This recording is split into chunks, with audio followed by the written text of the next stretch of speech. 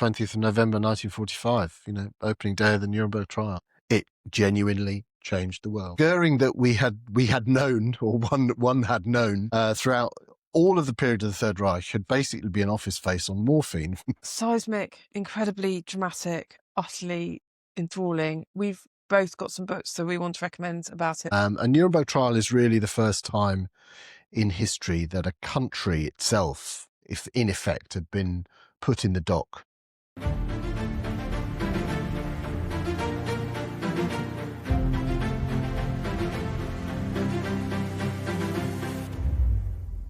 Roger, the 20th of November, 1945, we both think is a day that absolutely changed the world, don't we? Indeed. And of course, it is 80 years to the day that this is going out. This is going out for the first time 80 years ago. Almost like we planned it. I know. Which is crazy. Who knew? Who knew? So why, let's start. Why do we think this is such a seminal moment? So opening day of the Nuremberg Trial, 1945. A Nuremberg Trial is really the first time in history that a country itself, if in effect, had been put in the dock and was going to be tried for its crimes. So in that sense, it's very, very significant as the cornerstone really of the body of law that we'd now call international law. Mm-hmm. It's really one of the sort of founding moments of that whole construct. Right, and it introduces things like collective responsibility, crimes against humanity, definitions of genocide. I mean, all of that comes in. All of this is absolutely central to what's going on. Yeah. Quite apart from that, it's a kind of moment of moral reckoning with the horrors of the world before, of World War II that have gone before, which is unprecedented and actually unreplicated. We haven't really, obviously nothing in that scale has ever happened before. Not on the same scale. There was an effort with Milosevic and, over the Yugoslav wars, but nothing on the scale that you saw at Nuremberg. Right. Well, also, but the Milosevic, it's an echo of Nuremberg, right? Completely. Milosevic on trial would not have happened without Nuremberg. Yeah.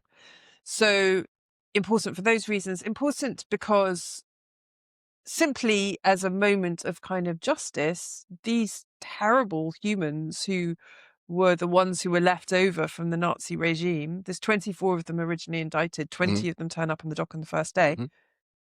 It's important just because those bastards were held to account, right? Yeah, absolutely. And, that had been talked about at the end of the First World War as a possibility, but hadn't been ever put into place. So, in that sense, having that opportunity for a moral reckoning with Nazism is absolutely vital, is absolutely crucial. And it had been talked about a lot, by the great powers, by the members of the Grand Alliance, famously in 1943,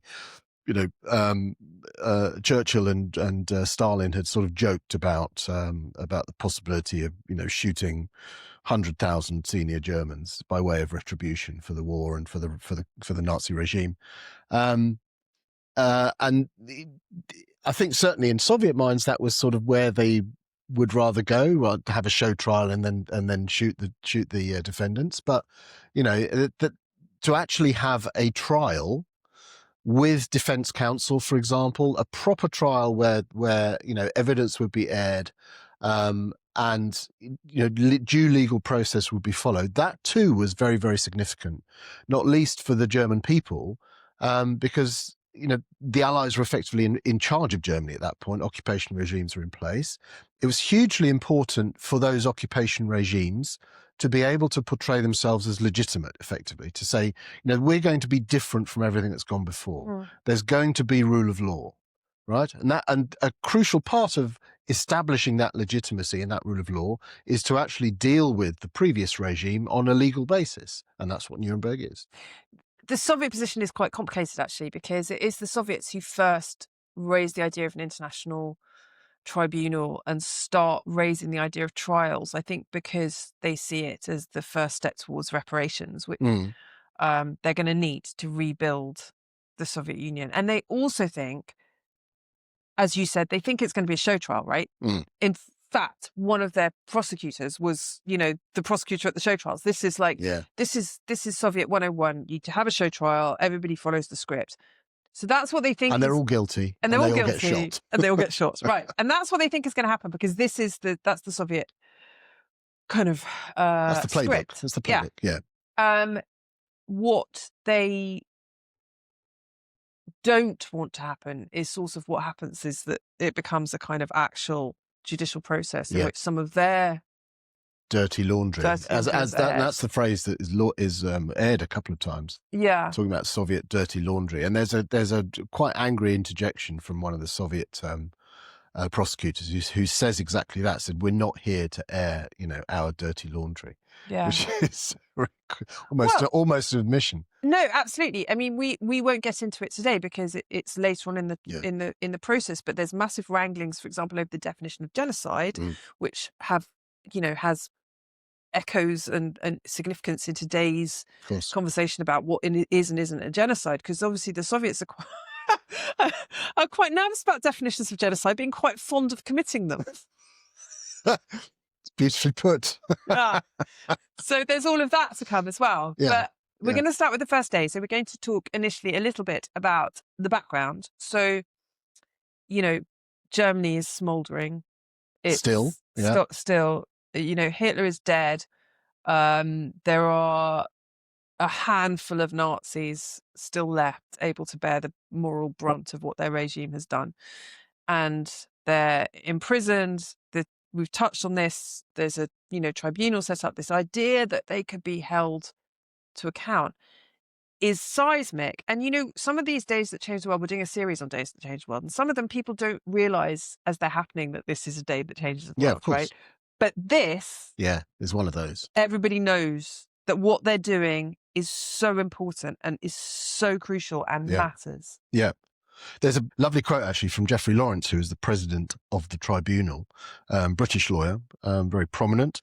And he said on that opening address, he said, "This trial is unique in history and is of supreme importance to millions of people all over the globe." So it's exactly that point that you're making. Yeah. That they were well aware that history is being made right there. Yeah, they know it's coming. Days before are most interesting, I suspect, to, historians of jurisprudence and legal precedent, because there's an awful lot of wrangling about the terms of what this thing's going to look like, etc. But we get to the day before. The Russians kind of are trying to slightly object and postpone and wriggle, but it's going to happen. 24 defendants down to 20. Why are 4 missing? The 4 that are missing are Ernst Kaltenbrunner, who is essentially the representative of the SS and the... Because Himmler's dead. Himmler's dead. Heydrich is dead, obviously killed by assassination. So Kaltenbrunner is the next one in turn. He's a very sort of lanky, scar-faced, skinny, rather cadaverous-looking individual. He was Austrian, as so many of them were. He'd had a hemorrhage the previous day, supposedly from the stress of it all. Yeah. And was in hospital that day of the opening. I read that he'd been suffering from what observers at the time called almost constant state of hysteria, which I thought was I thought the SS was supposed to be at the very, evil but hard. Stoic. Yeah. Who knew? Yeah. So he was having a fit of hysteria in hospital. Martin Bormann, of course, was tried in absentia. There was a big wrangle on that first day about whether he should be taken off the list of the indicted, because it was suspected he was dead, as indeed proved to be the case. His body was found on a Berlin building site in 1973, but in 1945 they weren't sure, so the decision was made to try him in absentia. Robert Lai, who'd been the head of the German Labour Front, had committed suicide. A few days before while in detention. And Gustav Krupp, the head of the Krupp family, the big industrialists, was considered to be senile. He was also in hospital and was considered to be senile. And he would ultimately be one of those that's acquitted in the whole thing. So of the 24 indicted, 20 are present on the day. And they include, of course, at the head of them, is Hermann Goering, so former head of the Luftwaffe. At one point, Hitler's designated successor, and he is very much the biggest fish that has been caught in this in the dragnet. But there are others. We know Rudolf Hess is there, for example. The 2 admirals, Karl Dönitz and Erich Raeder. Jodl, Keitel, Ribbentrop, the former foreign minister. So there are some big Speer, names of there. course. Albert He's Speer, going of to end up course. being a bit of a story. So there are some big names there. And so Nuremberg itself is significant and symbolic. Why Nuremberg? Yeah, I mean, Nuremberg had been, in the Nazi period, of course, had been the centerpiece of Nazi ceremonial, really. The Nazi, the party rallies every September. That had been where, Leni Riefenstahl had recorded The Triumph of the Will, for example, in 1934. It had been the place where the faithful, if you like, of Nazi Germany had gone to commune with their leaders every September.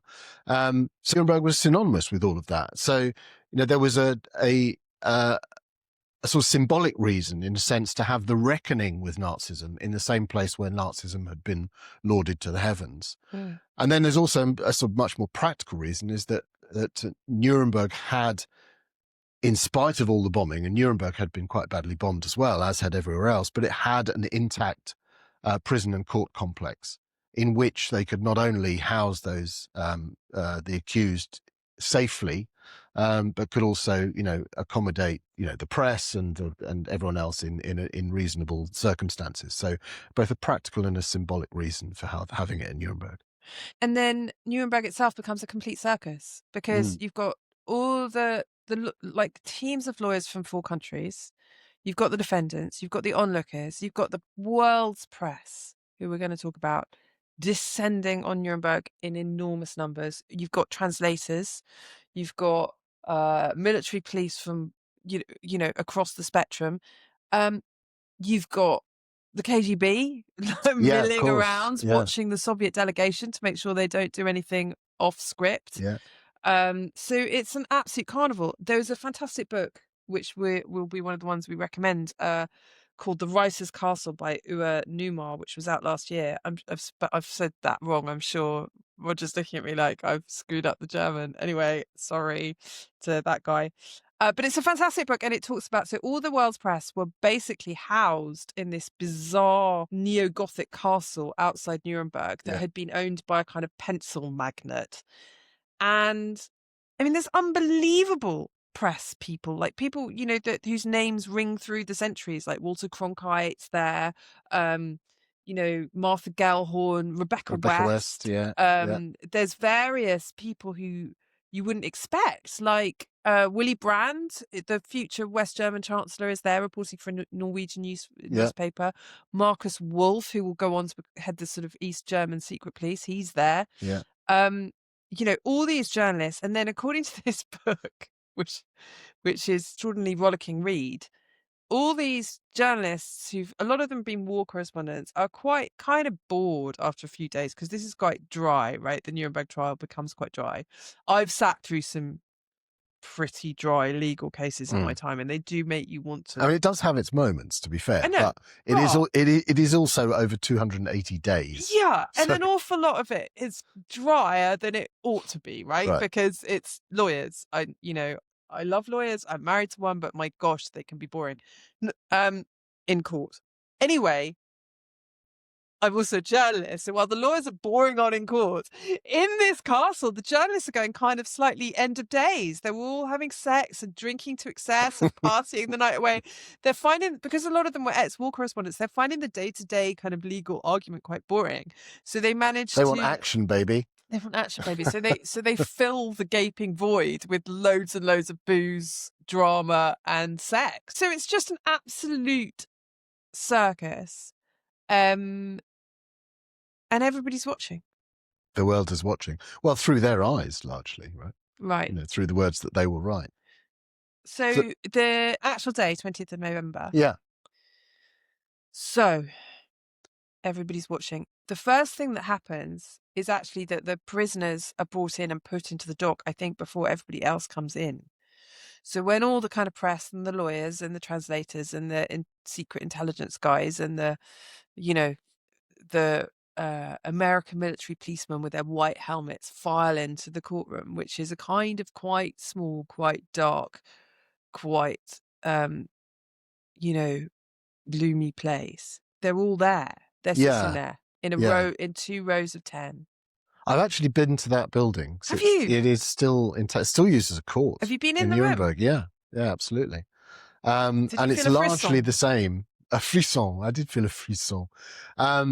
It's remarkably light, actually. You say it's quite gloomy. That's partly because you had all of these like Klieg lights everywhere, Yeah. these big bright lights for everything to be recorded, because obviously that was part of the novelty, was that this trial was to be recorded for posterity. This was to be both in the terms of the transcript of the trial, but also the visuals was to be recorded for posterity in that way. One of the absolute miracles of the modern world that we completely take for granted is that in the last couple of days, I've just been on YouTube just watching the Nuremberg trial. Yeah. Like on demand. Yeah. Isn't that an unbelievable thing? Yeah.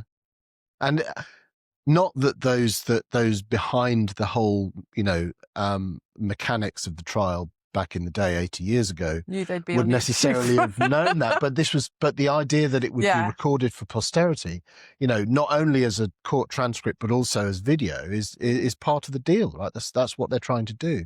So the reason being why you say it was quite dark, in reality, it's not, because it's beautiful large windows, but they're all sort of covered up and they've got these massive lights. So that's why it seems to be quite sort of intense and dark. It's really not. But it's important, isn't it, to make it visual? Because, okay, first of all, there have been objections in the run-up to Nuremberg, because the one objection, an obvious one, is you're trying these men on laws that didn't exist when they committed the crimes, right? Because this international tribunal has spent the months of creating the laws that they're going to use to try these guys, right? So that's one. Two, do we really actually want to air this stuff, or do we just want to shoot these guys in the head and let their stories die with them? Right? So it's when they make the decision, contrary to the Soviet wishes, that this is going to be a genuine trial with defense counsel appointed, with the defense counsel getting all the documentation and all the evidence. This is it's all very as transparent as humanly possible. And being allowed to call witnesses and all of that stuff. The whole process. Yeah. That part of that is having those cameras in there, isn't it? Yeah, exactly. So it's that, being whiter than white, as I said before, about, showing particularly the German people, but also the outside world, this is the way the West, if you like, does things. We do it properly. We do it with, following the rule of law. That's a really important principle. There's a really interesting, I was reading a fantastic book about genocides and bearing moral witness to them. And one of the points that book made, which I don't think is a particularly novel one, but it was quite novel to me, was that one of the interesting things about Nuremberg as well was how little victim witness testimony that they took. Because a number of the judges involved in setting the whole kind of process up had decided that witness testimony was kind of emotionally moving, but actually irrelevant, right? And it was just, and this is not, although it's intended as a piece of kind of moral reckoning, it's also intended to be a legitimate trial of these men. Yeah. And there are a few significant moments and of personal testimony as well. A few concentration camp survivors and so on. But you're right. It is quite sparingly used. It is document heavy. Exactly. Yeah. So it's more important to them that they have the documents linking these men with the crimes against humanity than they have witnesses describing those crimes against humanity. Yes, exactly. So they have 4 charges in the indictment, and most of that first day is taken up with reading these indictments. Yes, so it takes 7 hours. So the trial starts at 10 in the morning, right? It starts with the speech by Jeffrey Lawrence that you referred to, who is himself a fascinating guy. He fought in World War I, and he, with massive distinction, he was mentioned twice in dispatches and got the DSO. Really? He did. It is impressive. So he opens with that, with those words that you have already mentioned about this being unique in the history of the world and millions of people all over the globe watching. And then, effectively, they spend 7 hours reading out the indictments. Yeah. And it's that day, so it's the opening day and the following day is taken up with reading the indictments, which is quite a long time. It's a more than 20,000 word document that has to be read. So a lot of this, to be fair, in spite of everything we said about the people knowing that this was, a moment that changed history, it is also quite procedural. Albeit with some moments that we can pick out, but they do read these 4 indictments. The first one being general conspiracy, i.e., conspiracy to commit crimes and so on. So conspiracy. The second one is crimes against peace. The third one is war crimes, and the fourth is crimes against humanity. Interestingly, those that ultimately are executed tend to be those, obviously, that hit all 4, found guilty in all 4 charges on the indictment. And some, like Hess, for example, who's sentenced to life. I think he was only found guilty on 2. But that's the indictments that are read, the charges that are read, and what follows. It's not just, as I've just read the titles, each one is then backed up essentially with a sort of history lesson, with a catalogue of horrors of to back up each point, and of course then also to tie the individuals to the individual charges as well, to make the case, in brief at least, make the case that those individuals are responsible for those crimes being committed. Yeah. And that, as we said, takes essentially 2 days of reading through. The representatives of the world's press who we've referred to are there looking at these guys who are sort of lined up in 2 rows. There's Goering right next to the judge, and then I think they're in order of how the indictments are read.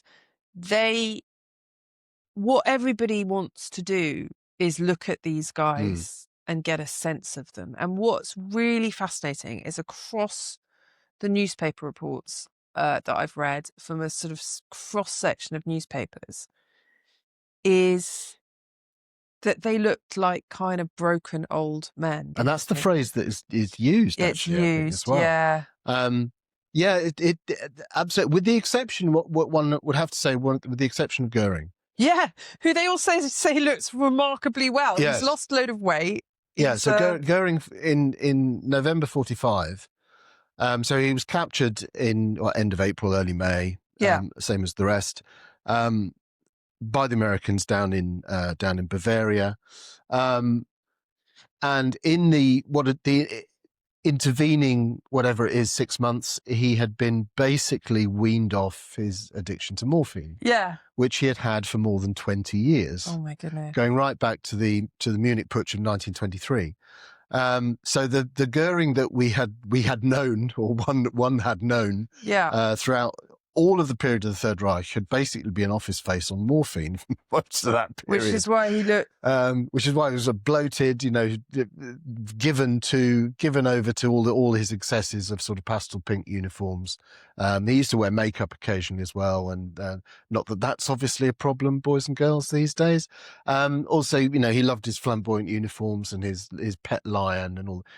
He was, as Hitler used to rage, he was a morphinist. He was a morphine addict.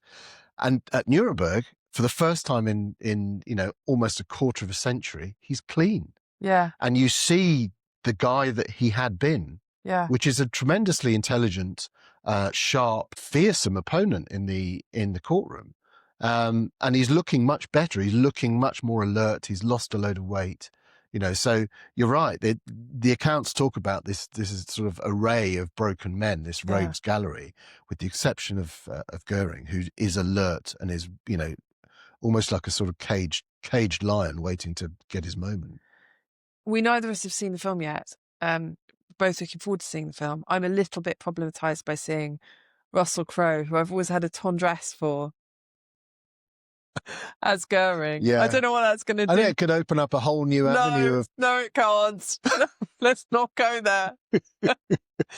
But the film has, having seen the trailers, they've obviously gone for Goering as sort of flat, fat, unhealthy bloater. They haven't. Yeah. They've not done the kind of post cold turkey, looking quite svelte going.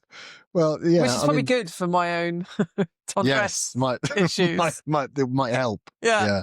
Yeah. But I mean, there's some other peculiarities because of all those lights for the TV cameras. Yeah. Because of the lights, there's some people like Dönitz is always wearing dark glasses, for example. Yeah. Hess wears dark glasses a lot. So that sense of them all, and they're all wearing kind of ill-fitting suits as well. So none of them look great. I mean, considering how very often beautifully dressed the senior echelons of the Third Reich were, known for their uniforms and all of that. Then suddenly they're in kind of post-war grey suits that are rather too sort of saggy at the collar and all that sort of thing. They've been transformed in that sense, which is just occurred to me. But essentially, it's what the Nazis had done to the plotters of the 20th of July, was to put them in these essentially tramps' clothes while they were in the dock. By way of humiliation. This is not the same, but the end result is the same. The intention is not humiliation, but the fact that they're these grand people used to all their gold braid and their medals are just sitting there in a run-of-the-mill grey suit. The intention is not to humiliate, but the end effect is the same. But it creates a kind of dissonance in the eyes of the watchers, though. And that's picked up by some of the reporters. The Telegraph one, I think, particularly has a fantastic couple of paragraphs. He says, they are pale, most of them, and have aged considerably. Looking along the 2 rows of faces in the dock, you pick out here a look of anxiety, a tired old man, one who maintains a mask of indifference, there arrogance and hate. My chief thought, as I look at them, is, heavens, can these little men be the same as those bombastic figures who once held the world in chains of terror? Wonderful. Top reporting, Telegraph. Yeah. But does that detract from what's going on? I mean, making them look little and broken in the dock, does that in any sense, do you think, play into the fears before the trial that somehow they would be humanized and made less monstrous by giving them a proper trial? The intention, I'm sure, is not to make them look pale and insignificant. They just do. Yeah. I mean, my analogy was kind of not quite correct, in the sense that was absolutely the intention of the trial of the 20th of July plotters, was to make them look humdrum, poor, ridiculous. This is just taking people who are used to, lots of gold braid and everyone banging and scraping, and putting them in a suit and sticking them in the dock. And the end result is they look very, very ordinary. They're obviously finding it quite difficult. At 4:00 in the afternoon, Ribbentrop actually collapses and he has to be kind of carried out and given sedatives and then sort of wheeled back in. Yeah, indeed. I think at one point I read that Hess was just kind of reading a novel. Yes, as part of the indictment, they talked about the millions of bottles of champagne that had been looted from occupied France, and apparently at that, Goering sort of gave a mischievous smile and looked across his fellow defendants in the dock, which I think is quite a nice moment. Yeah. But you can see, I mean, most of the time they're fairly impassive. Like from all of these press accounts as well, you can see they're very impassive. Yeah. But you get these occasional flashes. And Hess is another one who tends to, he's playing up. He is, I mean, to be fair to Hess, he is royally weird, and he always had been. And he later confesses that his whole thing with amnesia was a ruse. But he's playing up to the whole, the not clown, but the sort of the mad guy in the dock. Mm-hmm. He's sort of gazing at the lights and things, and then he's absorbed in his novel, and then he puts his dark glasses back on, and just is not really listening to what's going on at all. And there are moments in that first day. Airy Neves' account is brilliant, from someone who's actually there. Airy Neves' account is brilliant. They're talking about Goering later in the afternoon. He catches, sort of suddenly sees Goering just with his head in his hands, listening to this, the indictment and the details of the indictment. So there are moments, there are sort of flashes of emotion, but for most of it, they're quite impassive. Do we think it had any impact on these men and their belief in what they'd been doing? to hear their crimes read out, or were they comfortable with those crimes?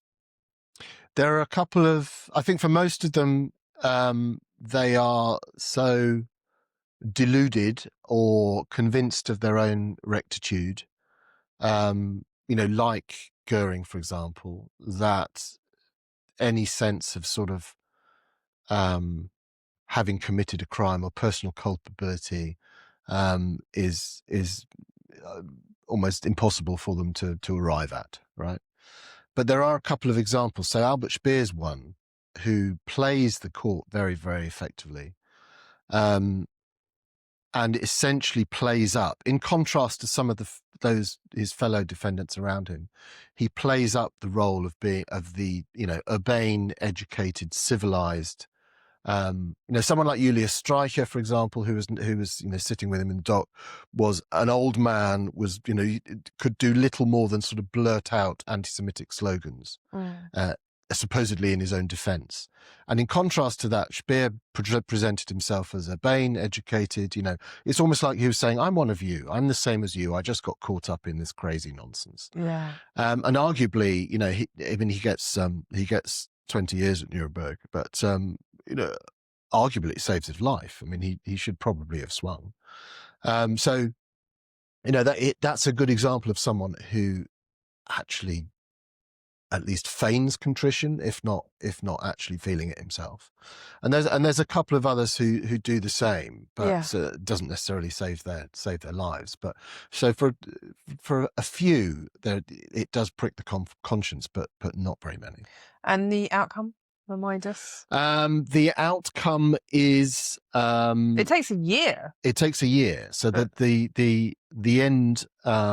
Verdicts are given on the 1st of October 1946, so it's nearly a year. Of the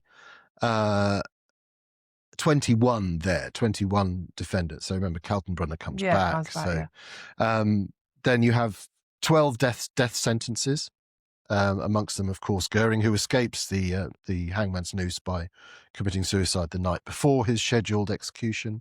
There are 7 prison sentences of varying lengths. The longest being Rudolf Hess, who was given life, and of course, as we know, died in 1987, astonishingly. I remember very clearly hearing on the radio the day that Rudolf Hess died. And 3 of them, crucially, are acquitted, which is significant. And again, going back to that point about this being a demonstration of the rule of law, you can't imagine someone being acquitted in a Soviet show trial, for example, but 3 are acquitted. Gustav Krupp is effectively acquitted because he was considered senile, so he hadn't been present on the first day, so he was senile. The main radio announcer, whose name was Fritsche, he was acquitted because all he'd been doing was reading radio. It's like having, Gary Lineker or Angela Rippon in the dock for whatever just as a sort of announcer, and Franz von Papen, who had been a deputy chancellor right at the beginning. So 3 acquittals, but the fact that there are acquittals at all is proof of that due legal process working its way through. So that's a very significant moment. But as you say, the majority of them condemned to death. Bormann condemned to death in absentia. He was already dead, we know that now.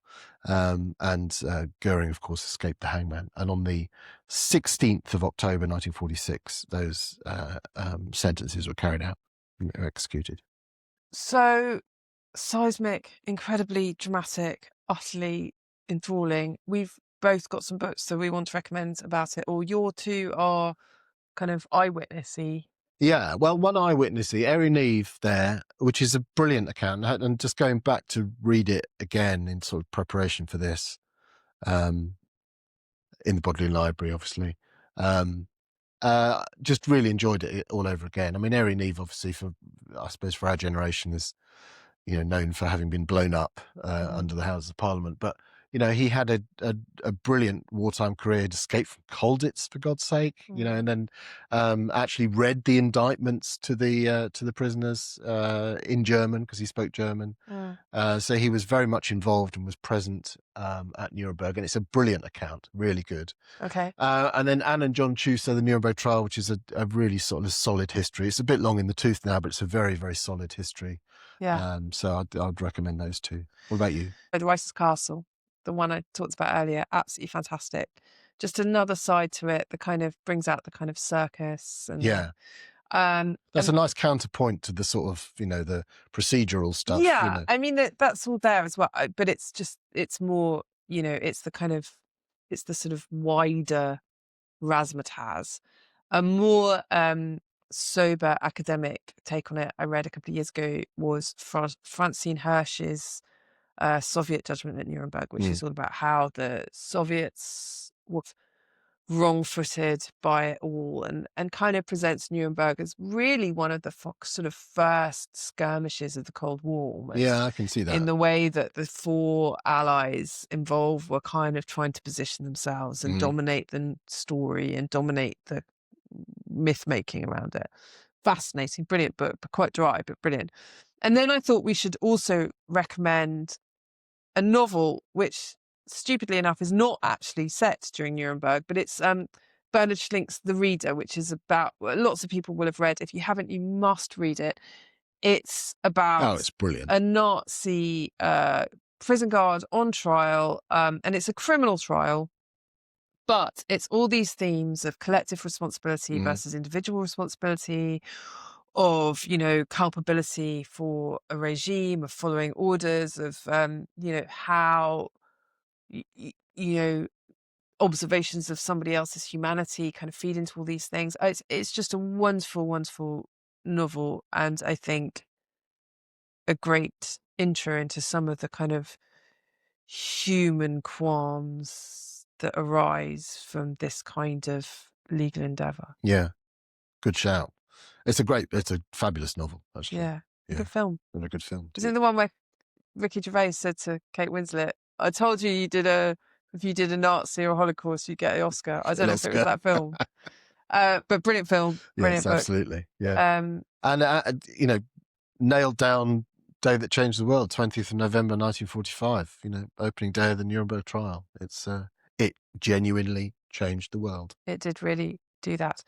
Now, we should just mention to our lovely listeners stroke watchers that we're going to be doing a very exciting project, aren't we? Oh, yes. 21, count them. 21 books of Christmas. Yeah, 21 Christmas gifts. We're going to be doing them. They'll be coming out kind of daily on YouTube, and then so subscribe to us on YouTube if you haven't already subscribed to us on YouTube, and then we'll be doing 2 fuller length episodes, rounding them up for anybody who listens to us on Spotify and Apple Podcasts. Yes. So they will be coming out at the usual fortnightly intervals. But Yes. if you want your fix sooner of Roger flogging his own book and some others, then we'll do others too.